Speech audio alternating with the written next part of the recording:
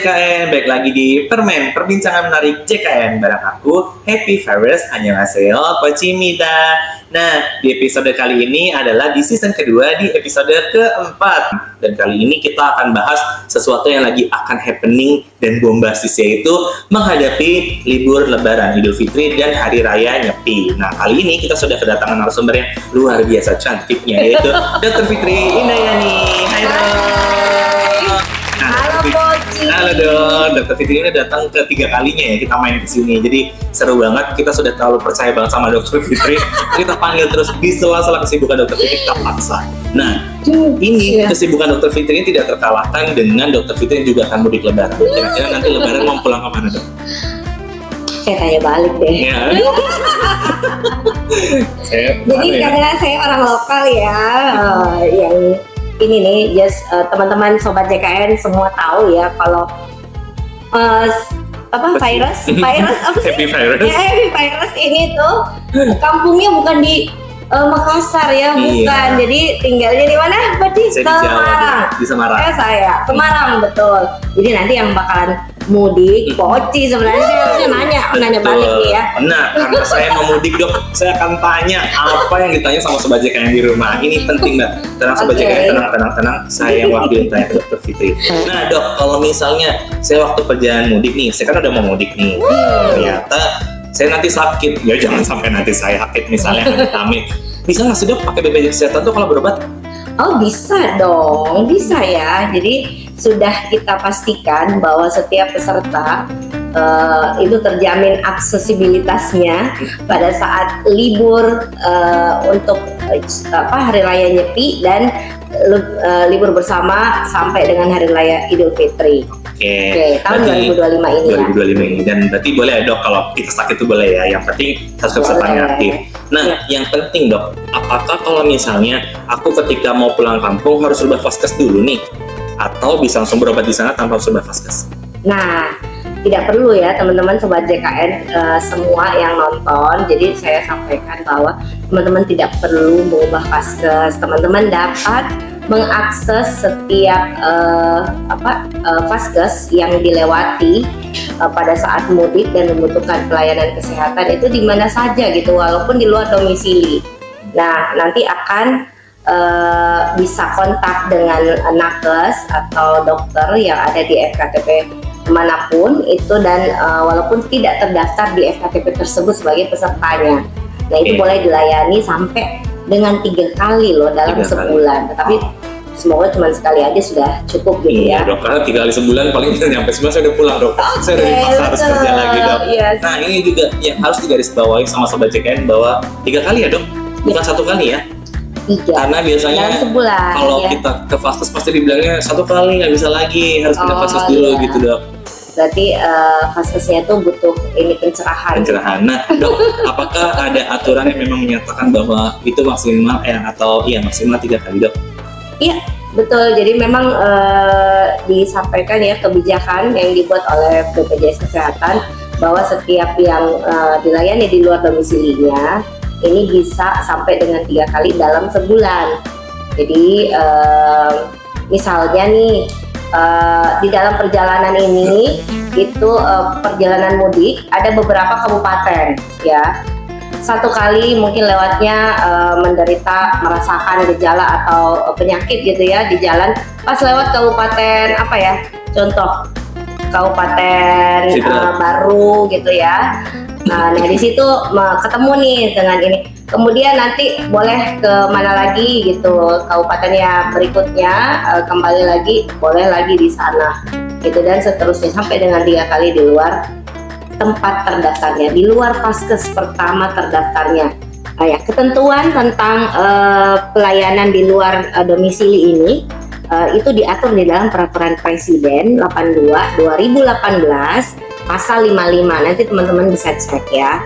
Oke, berarti Jadi bisa dilayani di beberapa tempat atau di tempat yang sama maksimal 3 kali dalam sebulan. Oke, berarti tadi sudah disampaikan Dokter Fitri, kalau misalnya sudah sampai di tempat tujuannya juga bisa dilayani 3 kali, atau kalau misalnya lagi di perjalanan juga bisa langsung ya dok, ketika langsung lewat Vaskes langsung saya tangani ya dok. Ya, kemudian lanjut, misalnya perjalanannya masih lanjut ya, nanti kemudian mendapatkan gejala lagi gitu di perjalanan selanjutnya itu silahkan mengakses lagi. Oke. Ini perjalanan jauh banget ya dok ya? Perjalanannya jauh, gitu ya, kayak supaya dari Papua ke Jakarta. Iya, ya. minum obat tidur aja ya dok, biar nggak kerasa capek badannya, sampai sakit ya, sampai berhari-hari kayaknya.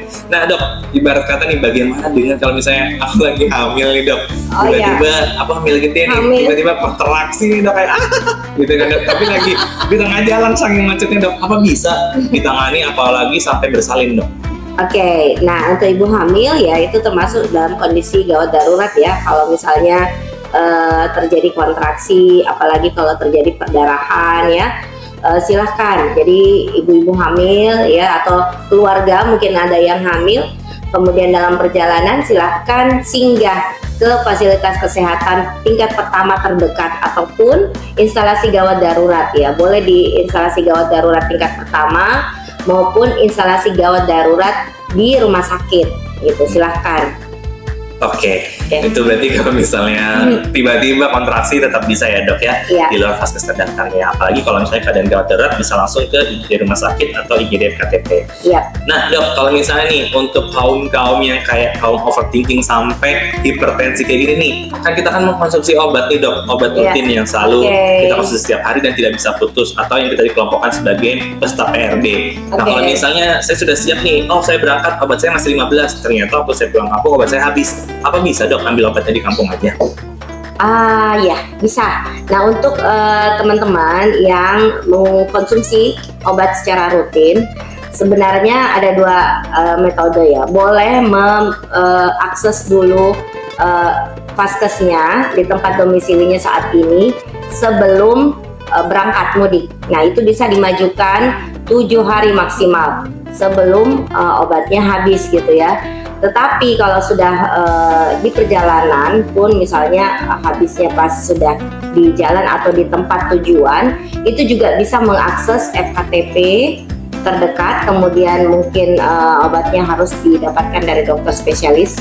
Silakan dirujuk ke FKRTL, nanti obatnya akan diresepkan oleh dokter spesialis di FKRTL tersebut. Itu tempat tujuan teman-teman. Oke, jadi kalau misalnya berangkat masih ada 7 obatnya, bisa dipercepat ya dok sebelum berangkat. Tapi kalau misalnya obatnya masih banyak, pulang kampung yang kelamaan, silakan berobat di sana ya supaya. Misalnya baliknya setelah mudik itu apa sih balik ke tempat?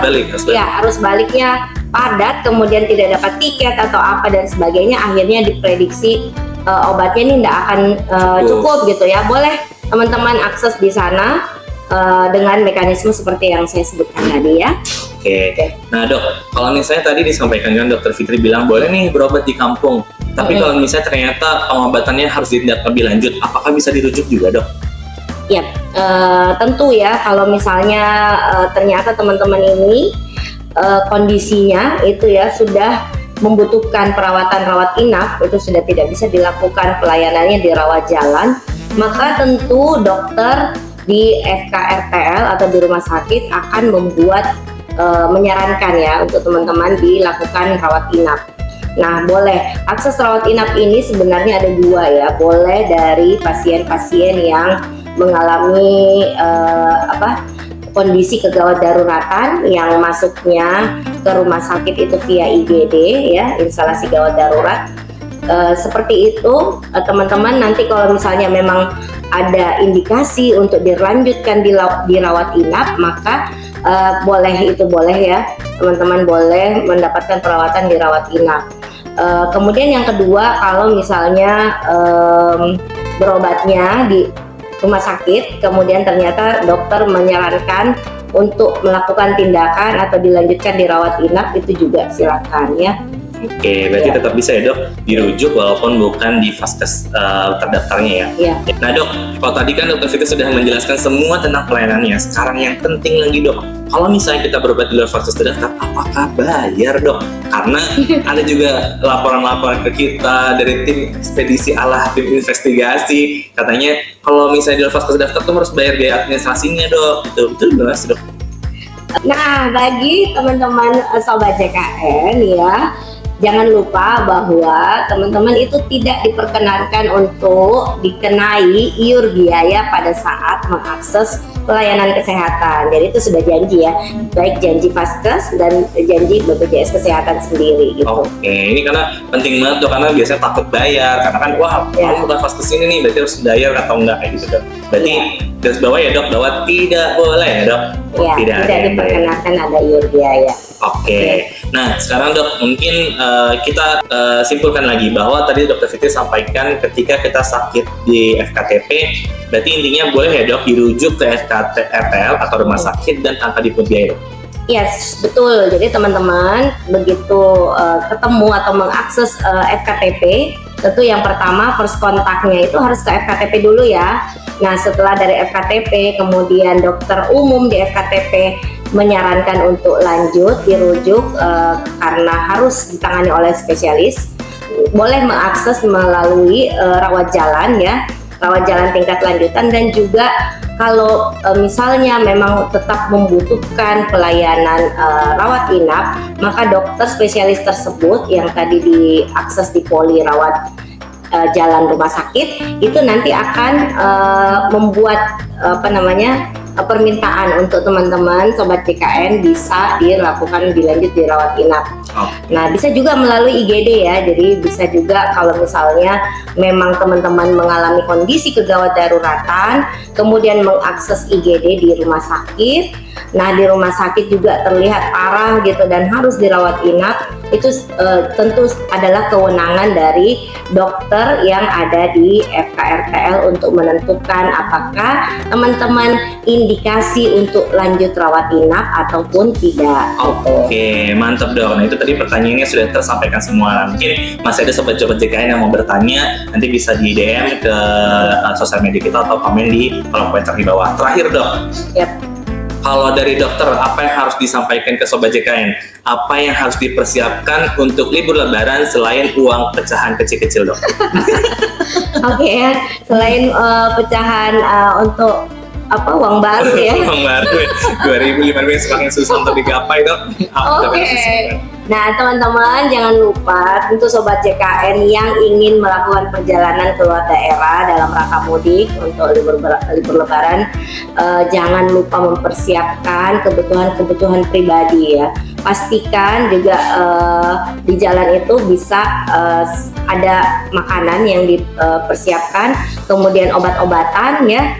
Kemudian jangan ini dong, jangan karena mungkin kita sudah banyak ya rest area, jangan sampai nanti mau buang air kecil gitu ditahan gitu atau seperti apa sehingga akhirnya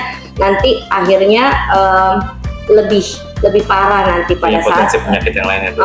potensi terjadi gejala atau keluhan yang lain karena lama di perjalanan sudah capek gitu, tahan buang air gitu dan seterusnya. Terakhir mungkin untuk teman-teman sobat JKN ya, jangan lupa pastikan cek dulu status keaktifan kartunya, jangan sampai dipakai jalan gitu ya, sudah mau berobat sakit dan seterusnya ternyata kartunya tidak aktif. Jadi pastikan kartunya sudah aktif, persiapkan dengan matang perjalanan yang akan teman-teman lakukan ya.